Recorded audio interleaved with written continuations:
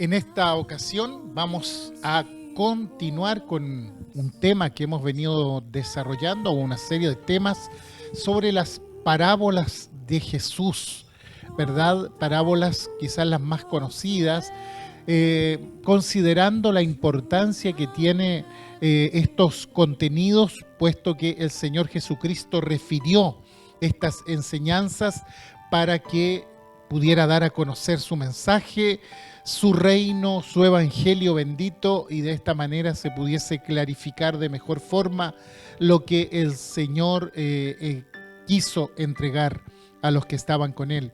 Nosotros tenemos estas parábolas registradas en la Escritura y quisiera invitarles en esta tarde a que continuemos o veamos una nueva parábola, y es la que se conoce tradicionalmente como la parábola del hijo pródigo, quizá la más popular de todas las parábolas, pero no podíamos dejarlo fuera de este ciclo de temas. Si nos fijamos bien en el Evangelio de Lucas, capítulo 15, que es donde se registra esta parábola, no está solamente esta, sino que está ligada a otras dos parábolas que son mucho más breves en su contenido, pero que transmiten el mismo mensaje. Tenemos la parábola de la moneda perdida y tenemos también la parábola de la oveja perdida. Antes de leer la parábola propiamente tal, permítanme leer el contexto, especialmente el texto en que se introducen estos tres relatos, y para eso voy a dar lectura a los tres primeros versículos de Lucas 15, que dicen de la siguiente manera. Se acercaban a Jesús todos los publicanos y pecadores para oírle, y los fariseos y los escribas murmuraban diciendo: Este a los pecadores recibe y con ellos come. Entonces les refirió esta parábola diciendo. Quiere decir que lo que tenemos aquí en Lucas 15 son tres historias y una sola parábola. Porque si se fijan bien, dice que Jesús les refirió esta parábola en singular. No está hablando de estas parábolas en plural. Y en la primera cuenta que se pierde una oveja y entonces sale el pastor para buscarla hasta encontrarla. En la segunda se pierde una moneda y la mujer barre y busca esa moneda hasta encontrarla. Y en la tercera de estas historias, que es la del hijo pródigo, es cuando se pierde un hijo, y por conclusión obvia y para mantener la armonía de lo que el Señor estaba enseñando, es el padre quien sale a buscarlo hasta encontrarlo. Veamos detenidamente esta parábola a partir del verso 11 de Lucas capítulo 15. Dice así: También dijo: Un hombre tenía 2 hijos, y el menor de ellos dijo a su padre: Padre, dame la parte de los bienes que me corresponde, y les repartió los bienes. No muchos días después, juntándolo todo, el hijo menor se fue lejos a una provincia apartada, y allí desperdició sus bienes viviendo perdidamente. Y cuando todo lo hubo malgastado, vino una gran hambre en aquella provincia y comenzó a faltarle. Y fue y se arrimó a uno de los ciudadanos de aquella tierra, el cual le envió a su hacienda para que apacentase cerdos, y deseaba llenar su vientre de las algarrobas que comían los cerdos, pero nadie le daba. Y volviendo en sí dijo: ¿Cuántos jornaleros en casa de mi padre tienen abundancia de pan, y yo aquí perezco de hambre? Me levantaré e iré a mi padre y le diré: Padre, he pecado contra el cielo y contra ti. Ya no soy digno de ser llamado tu hijo. Hazme como a uno de tus jornaleros. Y levantándose vino a su padre. Y cuando aún estaba lejos, lo vio su padre y fue movido a misericordia y corrió y se echó sobre su cuello y le besó. Y el hijo le dijo: Padre, he pecado contra el cielo y contra ti, y ya no soy digno de ser llamado tu hijo. Pero el padre dijo a sus siervos: Sacad el mejor vestido y vestidle, y poned un anillo en su mano y calzado en sus pies, y traed el becerro gordo y matadlo, y comamos y hagamos fiesta, porque mi hijo muerto era y ha revivido, se había perdido y es hallado. Y comenzaron a regocijarse. Y su hijo mayor estaba en el campo, y cuando vino y llegó cerca de la casa, oyó la música y las danzas, y llamando a uno de los criados, le preguntó qué era aquello. Él le dijo: Tu hermano ha venido, y tu padre ha hecho matar el becerro gordo por haberle recibido bueno y sano. Entonces se enojó y no quería entrar. Salió por tanto su padre y le rogaba que entrase, mas él respondiendo dijo al padre: He aquí tantos años te sirvo, no habiéndote desobedecido jamás, y nunca me has dado ni un cabrito para gozarme con mis amigos. Pero cuando vino tu hijo, que ha consumido tus bienes con rameras, has hecho matar para él el becerro gordo. Él entonces le dijo: Hijo, tú siempre estás conmigo, y todas mis cosas son tuyas. Mas era necesario hacer fiesta y regocijarnos, porque tu hermano era muerto y ha revivido, se había perdido y es hallado. Gloria a Dios, qué tremenda historia es la que nos presenta el Señor Jesús. Es realmente una historia maravillosa, muy bella en su contenido, en su composición. Comienza, como vimos en la lectura, con un padre que tiene dos hijos, y uno viene hacia él, pide la herencia que le corresponde. Ahora, si nosotros entramos en contexto, esto constituía una tremenda falta de respeto al padre que aún estaba vivo y que aún tenía fuerzas para hacerse cargo de esa herencia. Claramente la idea de gratificación diferida no estaba en el vocabulario de este muchacho. Todo lo que quería era tener en sus manos ese dinero tan pronto como le fuera posible. Padre, dame la parte de los bienes que me corresponde. Conviene detenernos en las costumbres de aquel tiempo.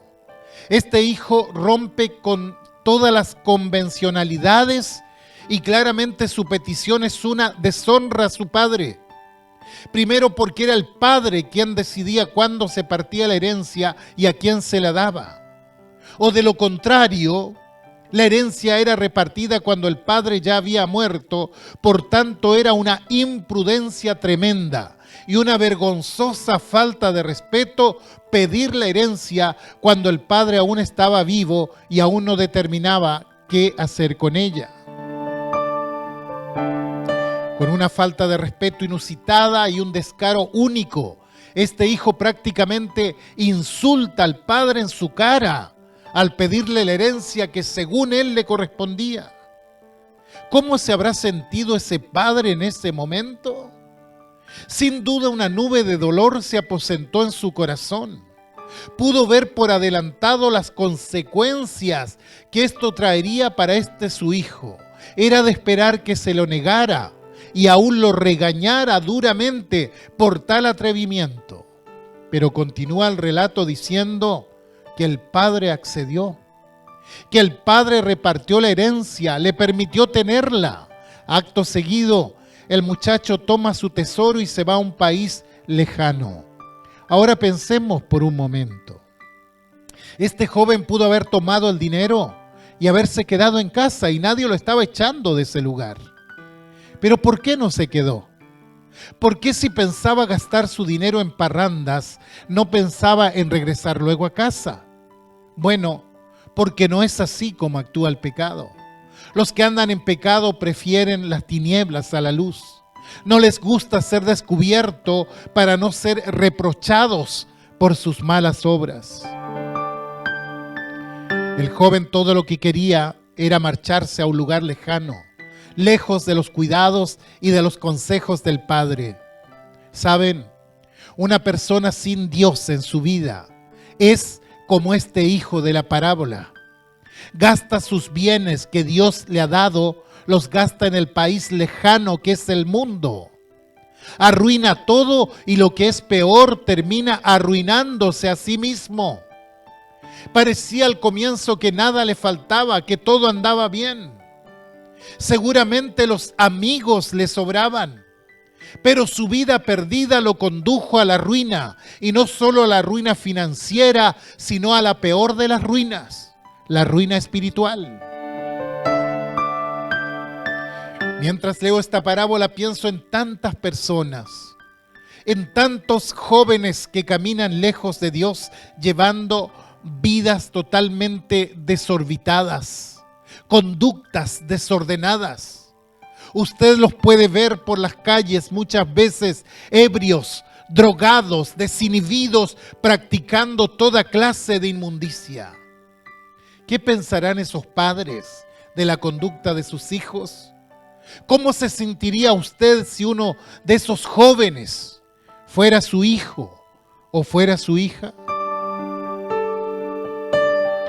Muchos jóvenes salen de sus casas urdiendo un plan para pasar la noche lejos de la casa de sus padres, y mientras los padres creen que sus hijos están en casa de algún amigo, ellos van y se desenvuelven donde nadie les conoce.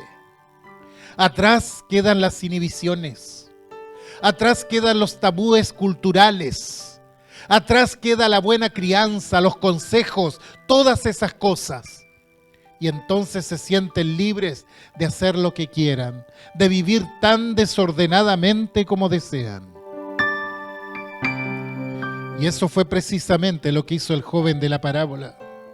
Se fue a un país lejano donde nadie lo conocía, donde su padre no podía vigilarlo, donde su hermano no podía verlo, ni los sirvientes de su familia tampoco. Y así vivió él hasta desperdiciar toda la herencia, actuando como un perdido, derrochando todo lo que su padre le había dado. Creo que esta historia hasta aquí, en este punto, debería conmovernos profundamente. Porque esta historia, usted y yo sabemos que se repite por miles y aún por millones a través del mundo. Quienes toman el bien, el regalo de la vida, quienes toman el regalo de la salud, el regalo de la juventud y simplemente lo desperdician sin darle el valor sagrado que ello tiene. Jesús dice que cuando todo lo hubo malgastado, vino una gran hambre en aquella provincia. Quiere decir que pronto pasó la vanidad para este pobre insensato. El capital ganado recibido de manos del Padre desaparece en poco tiempo, y no solamente su bolsillo se vacía, sino que además el hambre que ha venido aumenta sus dificultades. Los habitantes del país comienzan a economizar sus recursos, sus bienes, y entonces no emplean obreros más que para los trabajos imprescindibles. Y el joven de nuestra historia empezó a sentir gran necesidad. El hambre y el desespero vienen y llaman a su puerta como verdaderos mensajeros de parte de Dios. Los amigos que le habían acompañado, que habían sido sus compañeros del desorden, le olvidan, porque también ellos no quieren vivir más que para sí mismos. Y fue y se arrimó a uno de los ciudadanos de aquella tierra, el cual le envió a su hacienda. ¿Para qué? Para que apacentase cerdos. Qué contrariedad, ¿no? Un judío alimentando cerdos. Esta era una práctica que estaba estrictamente prohibida en el Talmud, en los escritos rabínicos. Pero allí está el joven. Y no solo tiene que cuidar los cerdos, tiene que vivir con ellos. prácticamente viviendo en un corral de cerdos. Y es tanta el hambre que siente que aún trata de comer la comida destinada a los cerdos para no morirse de hambre. Con gusto llenaría su estómago con las cáscaras que comían los cerdos, pero ninguno le daba.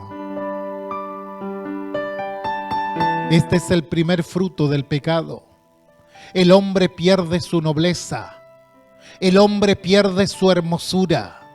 Quita de su alma lo que le distingue de los animales y en sus deseos se vuelve en alguien semejante a ellos.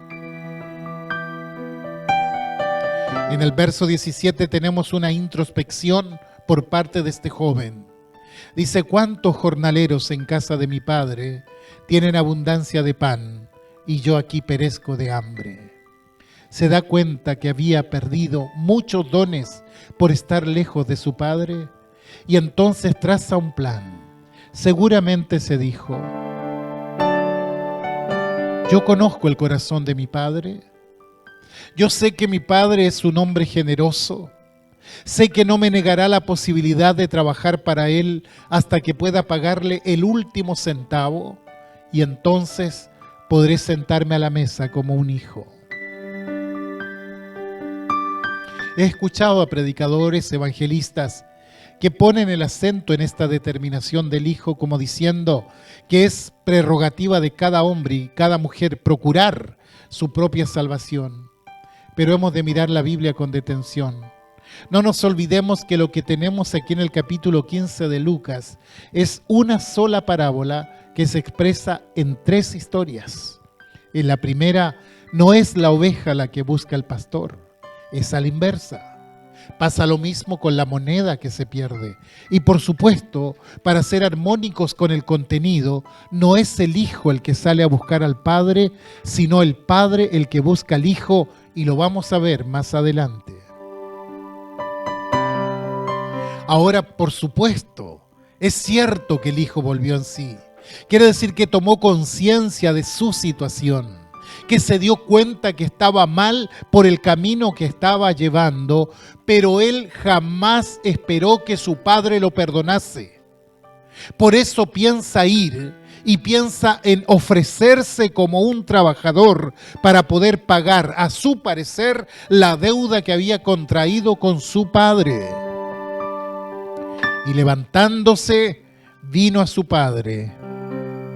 Ahora, por favor, miren cómo reacciona el padre cuando lo ve. Dice: y cuando aún estaba lejos, lo vio su padre y fue movido a misericordia, y corrió y se echó sobre su cuello y le besó. Bendito es el Señor. En aquel tiempo, cuando un hijo deshonraba a su padre y se iba de la casa, el tal no podía regresar. ¿Por qué? Porque la misma comunidad se encargaría de que no lo hiciera. Los mismos vecinos se encargarían de que el sinvergüenza no se aparezca nunca más por allí. Había un ritual que le llamaban el Quetzatzá, que consistía en despreciar públicamente al infame que había faltado el respeto y había deshonrado al padre. Los mismos vecinos iban y le decían, antes que osara acercarse a la casa paterna: ¿con qué cara vuelves ahora que has deshonrado a tu padre? Vete por el mismo camino que has regresado. Ahora no cabe duda de que el padre sabía esto. Por eso él estaba atento. Miraba a la distancia por donde su hijo un día tendría que llegar. Porque se decía para sí: cuando vea a mi hijo venir, correré a recibirle y me pondré en paz con él antes que los vecinos puedan hacer nada por evitarlo. Qué tremendo es el amor de Dios representado en este padre. Dice que cuando lo vio de lejos, corrió para ir a recibirlo. Y aquel tiempo ustedes saben que la gente usaba túnicas, ¿no? Y que la túnica de un varón honorable era bajo la rodilla. A diferencia de la que usaban los esclavos y obreros, ellos usaban una túnica corta sobre la rodilla para poder moverse con facilidad. Pero un hombre noble, como el de la parábola, un hombre con un estatus social reconocido, Primero, no debía andar corriendo por las calles, porque eso era indigno. Y si lo hacía, necesariamente debía remangar su túnica para poder hacerlo, porque sin duda él usaba una túnica larga a juzgar por su estatus social. Él vio a su hijo cuando venía de lejos. Él pudo percibir la silueta de su hijo a gran distancia y dice que corrió, se echó sobre su cuello y lo besó. No sé si se dio cuenta usted, pero no hay reprensiones, no hay regaños, no hay amonestaciones. El amor paternal, el amor de ese padre es expresado en un fuerte abrazo y en un beso dándole a entender que lo recibe sin reproches, que se alegra de tenerle nuevamente en casa. Aquel hijo, quizá un tanto desconcertado con el recibimiento, comienza a decir su discurso que había aprendido de: Padre, he pecado contra el cielo y contra ti. Pero él sabe en ese momento que el resto del discurso ya no tiene sentido. Todo lo que le queda es un profundo arrepentimiento, es reconocer que ha pecado, pero reconocerlo sinceramente. Padre, yo he pecado. Se presenta sin excusas, sin introducción, sin subterfugios. Él confiesa su pecado. Él no hace como Adán, que echa la culpa sobre su mujer, ni como Eva, que echa la culpa sobre la serpiente. Él no acusa al gobierno, él no acusa a las instituciones, él no acusa a la iglesia, él no acusa al mundo cruel y pérfido, él se acusa a sí mismo. Él no dice que allí habían personas que habían hecho cosas peores que él. En su arrepentimiento no juzga más que a una persona, a él mismo. Y justifica la sabiduría infinita de Dios que condena el pecado cuando dice: yo también he pecado contra el cielo. También he pecado contra Dios. Y eso es verdad. Cada pecado es un insulto dirigido a Dios, que es 3 veces santo, que está sentado en gloria y en la más alta majestad. Con profundo dolor pudo decir como David después de la muerte de Urías, esposo de Betsabé: contra ti solo he pecado y he hecho lo malo delante de tus ojos. Saben, Dios tiene derecho sobre nuestro ser entero.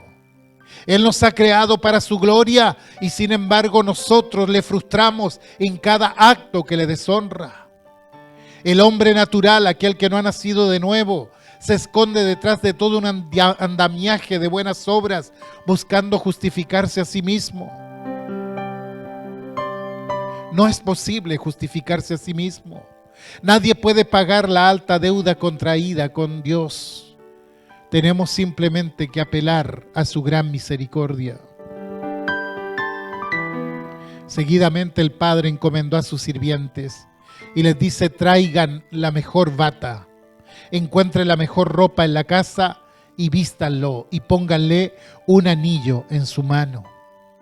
El anillo familiar, el anillo de autoridad que decía: él es mi hijo y tiene plena autoridad en esta familia, en esta casa. Y pongan sandalias en sus pies y traigan el becerro más gordo y sacrifíquenlo, porque vamos a tener una fiesta. Comamos y estemos muy alegres, porque mi hijo estaba muerto y está vivo de nuevo. Él estaba perdido y lo encontramos. Y todos empezaron a alegrarse. Bueno, no todos, porque cuando regresa el hijo mayor que estaba en el campo trabajando, escucha la música y la fiesta y le pregunta a un siervo joven, a un siervito que andaba por ahí, a qué se debía todo eso.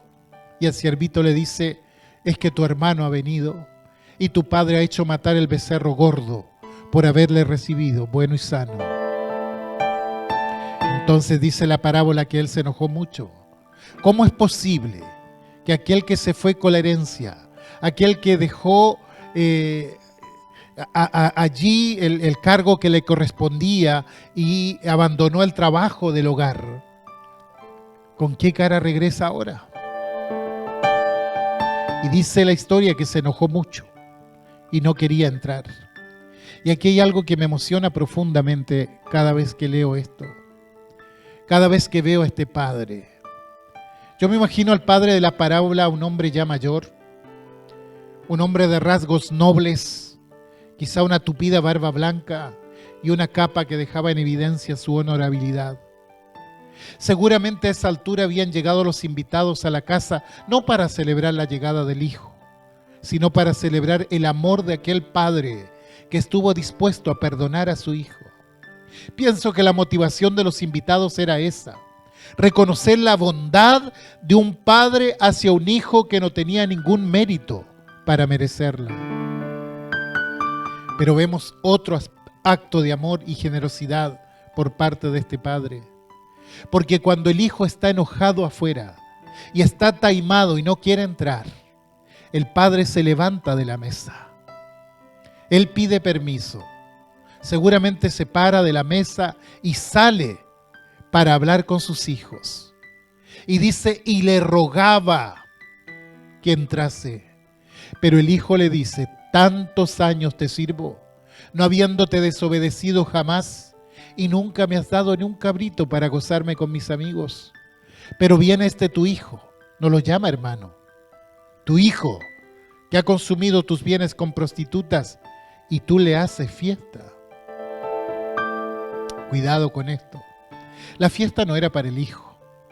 La fiesta era para el padre que había hallado a su hijo. No confundamos las cosas.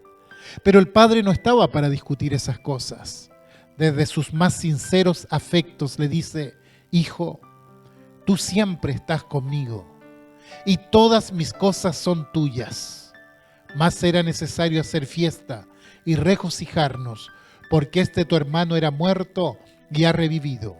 Se había perdido y es hallado. Pensemos en este hijo mayor. ¿Por qué él no se alegra? Porque claramente su corazón no era como el del padre. Él dice, nunca te he desobedecido. Pero entre nosotros, ¿habrá alguien que pueda presentarse delante de Dios o delante de un padre terrenal y decirle, yo nunca te he desobedecido? Él dice, nunca me has dado un cabrito, y el padre le dice, todas mis cosas son tuyas. Pero claro, a él le hubiera gustado estar cuando llegó el menor, sentarse a la mesa con su padre y discutir bajo qué cláusulas se le iban a recibir. Pero resulta que cuando llega todo ya está determinado, y entonces en vez de regocijarse se llena de rabia y de enojo. ¿Saben? Este es el corazón de una persona que no entiende cómo obra la gracia de Dios. Claro, porque si yo entiendo la generosidad de la gracia, no puedo hacer otra cosa que regocijarme cuando alguien está recibiendo esa gracia de parte de Dios. Aunque sea mi peor enemigo, me regocijo al ver que ha nacido de nuevo, que ha salido de la oscuridad a la luz admirable, que ha pasado de la muerte a vida. Hay un cuadro de Rembrandt que muestra al hijo pródigo, todo harapiento y de rodillas frente a su padre, quien lo abraza con ternura. Y detrás del padre aparece el hijo mayor. Y cosa interesante, muy parecido a su padre en cuanto a sus facciones, a su vestimenta, pero con los dientes y el puño apretados de rabia.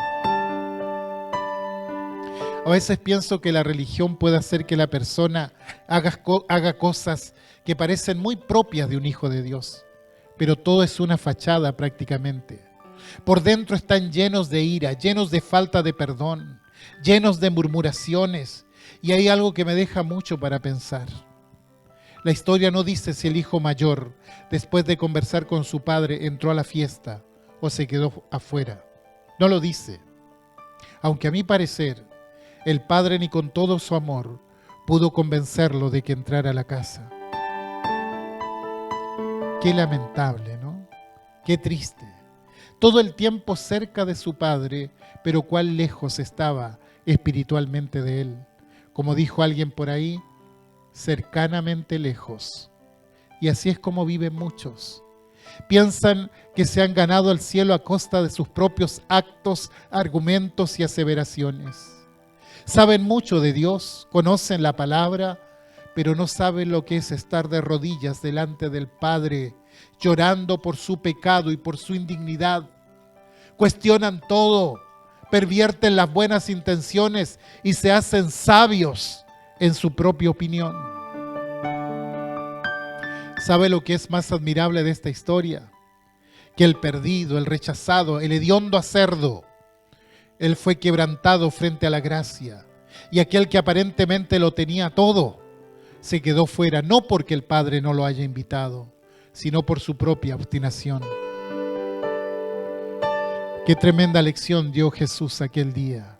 Y creo que esta es una historia que tenemos que oírla una y otra vez, porque esa persona que se ha convertido a Cristo es una persona que ha muerto en el pecado y las ofensas, pero ahora ha revivido. Esa persona estaba perdida como una oveja perdida, como una moneda perdida, pero ahora fue hallada. Saben, esta es también nuestra historia. Aquí en esta parábola tenemos prácticamente el Evangelio resumido. Tremenda lección para aquellos fariseos y publicanos que pensaban que por sus obras serían salvos. Criticaban a Jesús porque comía con los pecadores y publicanos. Y Jesús les dice con esta parábola, ni se imaginan ustedes, yo no solo como con pecadores y publicanos, sino que salgo por los caminos y corro hacia ellos para abrazarlos, besarlos y traerlos a la comunión nuevamente.